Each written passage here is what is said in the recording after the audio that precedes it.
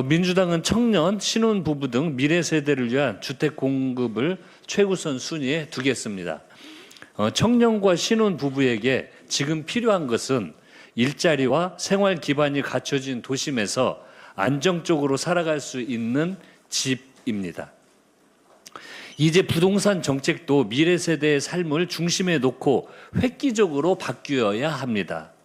정부는 8.13 대책을 통해 공공 분양의 일부를 지분 적립형 또는 수익 공유형으로 공급하고 보편형 공공임대주택의 절반 이상을 무주택 청년에게 공급하기로 했습니다. 연 3조 원 규모의 청년 미래 보금자리론과 전월세 대출 보증 상품도 새로 내놓습니다.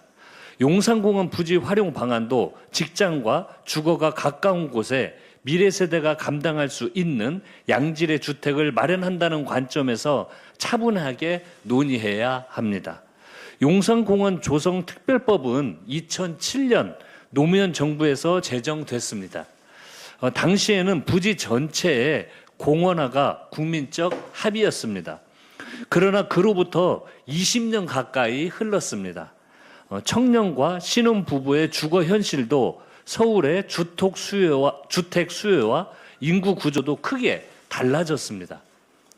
법의 제정 취지는 존중하되 더 나은 활용 방안을 논의하는 것까지 가로막아서는 안 됩니다. 오세훈 시장도 검토 단계부터 난개발이라 어깃장을 놓을 일이 아닙니다. 서울시장과 서울시는 2024년 윤석열 정부 당시 서리풀지구 그린벨트를 해제해 2만 호를 공급하는 방안에 동의한 바 있습니다. 그런데 녹지로서 제 기능을 하기 어려운 공원 부지의 활용 방안은 검토조차 반대하는 이유가 대체 무엇입니까? 비판을 위한 비판은 미래 세대를 위해 접어두기 바랍니다. 오세훈 시장과 국민의힘은 용산을 바라보는 기준을 청년의 삶으로 바꿔주십시오. 녹지 보존과 청년의 기회, 둘 다 살릴 수 있는 길을 함께 찾는 것이 책임 있는 자세일 것입니다. 이재명 정부는 생활 여건이 좋은 곳에 질 좋은 보금자리를 마련하고 민주당은 필요한 입법으로 제때 뒷받침하겠습니다. 국민 주거 안정을 위해 총력전을 벌이겠습니다. 조희대 대법원장 관련 말씀드리겠습니다. 대법관 기습 재청을 두고 국민의힘은 재청하지 않아도 비판하고 재청해도 비판한다고 항변합니다. 본질을 가리는 말장난입니다. 문제는 재청 여부가 아니라 209일 동안 아무 설명 없이 미루다 임명권자와 한마디 상의 없이 밀어붙인 과정과 방식, 그 의도입니다. 209일간의 침묵과 하루아침의 기습, 이것이 법과 원칙의 시간표입니까? 조희대 대법원장의 시계는 법과 원칙이 아니라 정치적 셈법에 따라 움직이는 모양입니다. 헌법 제104조가 정한 대법관 임명은 대법원장의 제청과 국회의 동의, 대통령의 임명으로 완성되는 3권의 공동 작업입니다.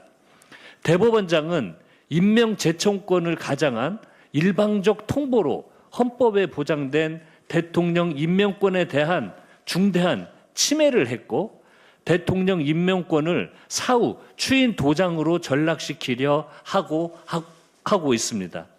사법부 독립은 대법원장의 독단을 보장하는 특권이 아님을 분명히 알아야 할 것입니다. 어제 법사위는 제청을 장시간 지연한 연유와 기습 제청한 경위, 추천인 사인 후보 중 특정인을 배제한 채 본인의 이해관계를 고려하여 불공정한 임명권을 행사하지 않았는지 후보자 선정 기준을 철저히 따져 묻기 위해 대법원장의 출석을 요구했으나 끝내 불참했습니다. 민주당은 조희대 대법원장의 책임을 끝까지 묻겠습니다. 아울러 대법관 임명 절차가 대법원장 한 사람의 자의적인 판단에 좌우되지 않도록 필요한 제도적 보완책도 면밀히 검토하도록 하겠습니다. 국민의힘 윤리위원회가 소속 의원 4분의 의원에 대해서 제명까지 거론하며 징계 절차를 서두르고 있습니다. 이들의 죄목이 무엇입니까? 당 지도부에 쓴소리를 하고 부의장 선출해서 다른 목소리를 냈다는 것입니다. 그런데 5.18 민주화운동 폄훼 토론회로 5월 영령과 광주를 모욕한 이진숙 의원은 어떻습니까? 국민의힘 책임당원 3천여 명이 제명을 요구하는데도 지도부는 손끝 하나 대지 못하고 있습니다. 쓴소리한 동료에게 제명의 칼을 빼들면서 헌법 정신을 훼손한 의원 앞에서는 칼집조차 열지 못하는 것입니다. 과방위는 이준숙 의원 한 사람 때문에 2번 멈춰섰습니다.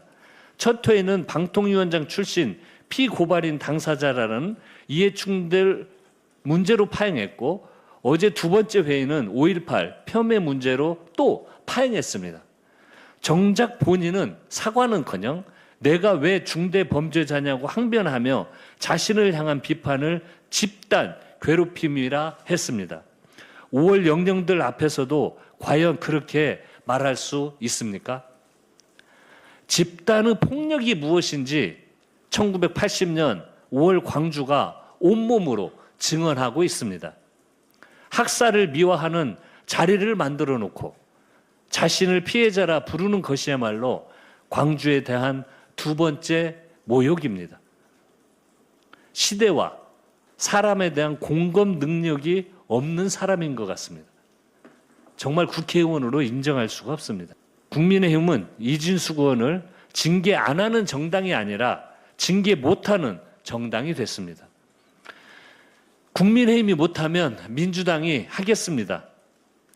국회윤리위원회를 구성하고 즉시 이진숙 의원 제명안을 심사하고 본회의에 상정해 국회의원의 자격을 반드시 묻겠습니다. 다시 한번 말씀드리지만 이진숙 이런 사람들 국회의원 하면 안 됩니다.